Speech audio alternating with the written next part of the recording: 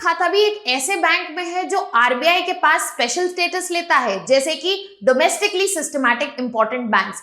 ये एक ऐसे बैंक है जो टू बिग टू फेल है, और अगर ये फेल होते हैं तो इकोनॉमिक स्टेबिलिटी डायरेक्टली इफेक्ट होगी किसी इकोनॉमी में। Hello students, welcome to Chahal academy. My name is Shubhangi Singh और आज हम बात करने वाले हैं कैसे आरबीआई ने डोमेस्टिकली सिस्टमैटिकली इंपॉर्टेंट बैंक्स, जो 3 बैंक्स थे, एसबीआई, एचडीएफसी और आईसीआईसीआई, उनका स्टेटस जो है रिटेन किया है। साथ ही साथ हम समझेंगे कि आखिर डीएसआईबीज होते क्या हैं और क्या इनके ग्लोबल काउंटर पार्ट्स भी एग्जिस्ट करते हैं। तो चलिए स्टार्ट करते हैं। अगर हम बात करें इस पर्टिकुलर न्यूज के बारे में, तो ये यहाँ पे बात की जा रही है कि जो डोमेस्टिकली सिस्टमैटिकली इंपॉर्टेंट बैंक्स हैं उनका स्टेटस रिटेन किया गया है, जिसमें आरबीआई ने एसबीआई, एचडीएफसी और आईसीआईसीआई का स्टेटस जो है सेम रखा है, और साथ ही साथ उनकी बकेट्स भी जो है चेंज नहीं की गई हैं।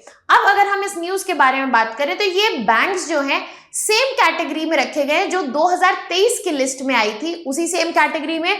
और यहाँ पर डीएसआईबीज जो हैं वो ऐसे बैंक्स हैं जो कंसिडर किए जाते हैं टू बिग टू फेल, मतलब यहाँ पर इनकी जो स्टेबिलिटी है वो इंश्योर करेगी smooth functioning of the economy, और इकोनॉमिक स्टेबिलिटी जो है मेंटेन रहेगी। अगर हम इंडिया के डोमेस्टिक सिस्टमैटिकली इंपॉर्टेंट बैंक्स की बात करें तो यहाँ पर 3 बैंक्स आते हैं, state bank of India, HDFC and ICICI bank.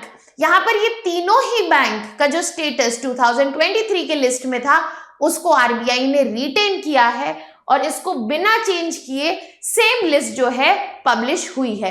अब अगर हम डीएसआईबीज के बारे में बात करें कि आखिरकार ये होते क्या हैं, तो डीएसआईबीज डोमेस्टिक सिस्टमैटिकली इंपॉर्टेंट बैंक्स, ये ऐसे बैंक्स हैं जिनका फेलियर जो है पूरी इकोनॉमी पर नेगेटिव कॉन्सिक्वेंसेस, एक नेगेटिव इंपैक्ट जो है ला सकता है, फाइनेंशियल सिस्टम को हिला सकता है और इसके बाद पूरी इकोनॉमी पर इंपैक्ट करेगा, क्योंकि इन बैंक्स में वो इंटरकनेक्टेडनेस प्रेजेंट है जो कि बैंकिंग के लिए बहुत इंपॉर्टेंट है in terms of their size.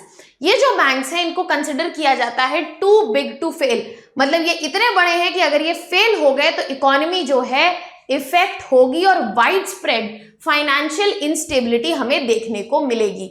अगर हम इंडिया की बात करें तो आरबीआई इन बैंक्स को आइडेंटिफाई करता है और साथ ही साथ मॉनिटर करता है।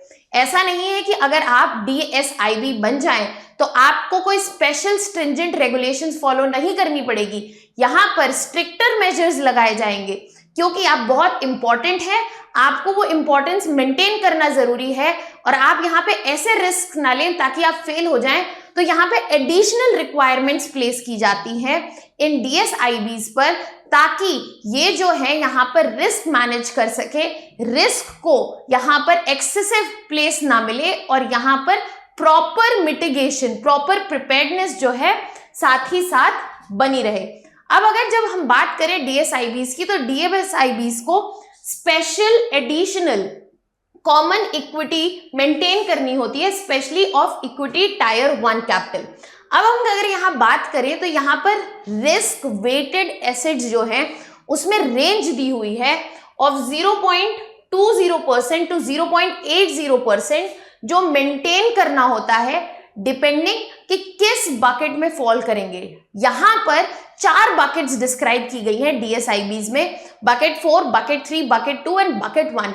बकेट 4 सबसे बड़ी बकेट है जिसमें हम एसबीआई को प्लेस करते हैं, और एसबीआई की जो CET1 रिक्वायरमेंट है वो 0.80% है, एचडीएफसी की 0.40% है जो कि बकेट 2 में आता है, और आईसीआईसी बैंक की 0.20% है जो कि बकेट 1 में आता है। यहाँ पर एसबीआई और एचडीएफसी बैंक जो है वो हायर सरचार्ज भी लगाने वाले हैं, जो कि एप्लीकेबल होगा अगले साल से अप्रैल 1, 2025 से। और यहाँ पर अगर हम बात करें फॉरेन बैंक्स जो इंडिया में ऑपरेट कर रहे हैं, और अगर वो ग्लोबल सिस्टमैटिकली इंपॉर्टेंट बैंक में से एक हैं, तो उनके ऊपर भी रेगुलेशन है, उनको एडिशनल CET1 कैपिटल अपनी ग्लोबल क्लासिफिकेशन के हिसाब से मेंटेन करनी होगी as compared to their in proportion to their risk weighted assets जो इंडिया में प्रेजेंट है।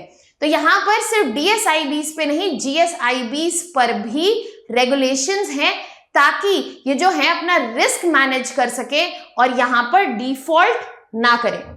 अब हमने यहां पे समझ लिया कि DSIBs क्या है, उनकी कैपिटल रिक्वायरमेंट्स क्या है। आगे देख लेते हैं कि आखिर DSIBs सिलेक्ट कैसे होते हैं। सबसे पहला जो स्टेप होता है, वहां पर सैंपल्स लिए जाते हैं बैंक्स से और उनके डेटा को प्रोसेस किया जाता है, और यहां पर जो कंपैरेटिवली स्मॉलर बैंक्स हैं उनको इस पूरे प्रोसेस से क्लियरली एक्सक्लूड किया जा सकता है, क्योंकि यहाँ पर अननेसेसरी डेटा रिक्वायरमेंट्स जो है उसे नहीं इंक्लूड करना चाहते। उसके बाद दूसरे स्टेप में एक सिस्टमैटिक इंपॉर्टेंस स्कोर जो है वो कंप्यूट किया जाता है बेस्ड ऑन मेनी इंडिकेटर्स। अब कई इंडिकेटर्स के बीच में जो ये स्कोर कंप्यूट किया गया है उसके हिसाब से ही क्लासिफिकेशन हो पाता है कि किस कैटेगरी की DSIB उस बैंक को माना जाएगा। और यहां पर DSIB होने के बाद डिफरेंट बकेट्स क्लासिफाइड हैं जिसमें अलग अलग कैपिटल रिक्वायरमेंट्स हैं। कोई भी बैंक जिसका 2% अबव GDP है, 2% ऑफ GDP यहां पर कॉम्प्राइज्ड है, वो इस असेसमेंट में इंक्लूड होता है। इससे नीचे सारे बैंक्स इस असेसमेंट का पार्ट जो है नहीं बनते हैं। अब हमने यहाँ पे ये भी समझ लिया कि सिलेक्शन प्रोसेस क्या है DSIBs का। अब यहाँ पे जरूरी है समझना कि आखिर क्या है कि रीजन जो हम DSIBs को क्रिएट करते हैं। सबसे पहला रीजन है इनकी सिस्टमैटिक इंपॉर्टेंस। जैसा कि हमने पहले भी कहा कि these banks are too big to fail.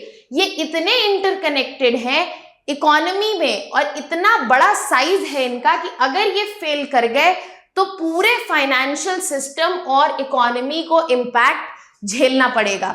साथ ही साथ यहाँ पर इनका फेलियर है, मतलब यहाँ पे जो लोग हैं वो ये समझेंगे कि गवर्नमेंट जो है ट्रबल में है, इकोनॉमी जो है वो ट्रबल में है, और यहाँ पर रिस्क टेकिंग जो है बढ़ती जाएगी। अगर बैंक्स को ऐसा लगेगा कि हर वक्त गवर्नमेंट आके उन्हें रेस्क्यू कर लेगी, बिकॉज पीपल जो इकोनॉमी में लोग हैं उनकी उम्मीदें बनी हुई हैं, तो गवर्नमेंट के इस रेस्क्यू बिहेवियर से बैंक सोचते हैं कि वो और रिस्क ले सकते हैं। तो यहाँ गवर्नमेंट क्लियर करना चाहती है कि नहीं, आप बहुत बड़े हैं, अगर आप फेल करते हैं इकोनॉमी इफेक्ट होगी, और इसका मतलब ये नहीं है कि आप और रिस्क ले सकते हैं। तो ये जो स्टेटस है ये क्लैरिटी लाता है कि ये जो बैंक्स हैं उनकी इंपॉर्टेंस क्या है, और इस इंपॉर्टेंस को मेंटेन करने के लिए उन्हें अपना रिस्क भी मैनेज करना पड़ेगा। साथ ही साथ एक मॉरल हजार्ड एसोसिएटेड है कि बैंक्स जो है कॉन्टिन्यूसली बिलीव करते हैं कि उनको ऐसे डिफॉल्ट से बचा लिया जाएगा और वो फर्दर मोर रिस्क लेते हैं, जिसकी वजह से इंस्टेबिलिटी क्रिएट होती है। ऐसी इंस्टेबिलिटी से बचने के लिए भी DSIBs का क्रिएशन हुआ है। साथ ही साथ अगर सारे इश्यूज जो एग्जिस्ट करते हैं जैसे कि मॉरल हजार्ड्स, उनसे बचना है, तो यहाँ पर extra strict rules, stringent regulations की जरूरत है ताकि रिस्क को प्रिवेंट किया जा सके। जो DSIBs पे लगाया जाता है, एक्स्ट्रा रेगुलेशन लगाए जाते हैं, हायर कैपिटल रिक्वायरमेंट्स लगाए जाते हैं, ताकि यहाँ पर इकोनॉमी में कोई हार्म ना आए, कोई भी डिसेबिलिटी, कोई भी डिसरप्शन जो है वो इकोनॉमी को ना हिलाकर चला जाए। तो यहाँ पर DSIBs को स्पेशली प्लेस किया जाता है। अब बात करते हैं ग्लोबल सिस्टमैटिक इंपॉर्टेंट बैंक्स की। ये वैसे बैंक्स हैं जो ग्लोबल लेवल पर इतने बड़े हैं, इतनी इंटरकनेक्टेडनेस रखते हैं कि अगर ये फेल करेंगे तो इनका ग्लोबली इंपैक्ट देखने को मिलेगा हमें फाइनेंशियल सिस्टम और इकोनॉमी पर भी। फाइनेंशियल स्टेबिलिटी बोर्ड जो है वो कंसल्टेशन करता है और डिफाइन करता है GSIBs को उनके ग्लोबल क्राइटेरिया के साथ। यहाँ पर दो बॉडीज एसोसिएटेड हैं, BECIL committee and financial stability board. 2023 की जो लिस्ट है उसके अकॉर्डिंग 29 GSIBs जो हैं एग्जिस्ट करते हैं। इनमें से कुछ जाने माने नाम JP Morgan Chase, Bank of America, Citigroup, HSBC and Barclays है। Now that we have understood everything around systematically important banks, एक प्रैक्टिस क्वेश्चन देख लेते हैं और इसका आंसर आप कमेंट सेक्शन में दे सकते हैं। Which of the following is correct regarding domestic systematically important banks as per the Reserve Bank of India? DSIBs are classified based on their size, complexity, and interconnected in the financial system. B. DSIBs are not required to maintain additional capital reserves. C. Only public sector banks can be classified as DSIBs. And D. DSIBs are not subject to any regulatory supervision by the RBI. I hope आपको इसका answer आता है क्योंकि हमने ये सारे points cover किए हैं अपने डिस्कशन में. That was all from my side. For more such videos and content related information, please subscribe to our YouTube channel. That was all from my side. Thank you so much.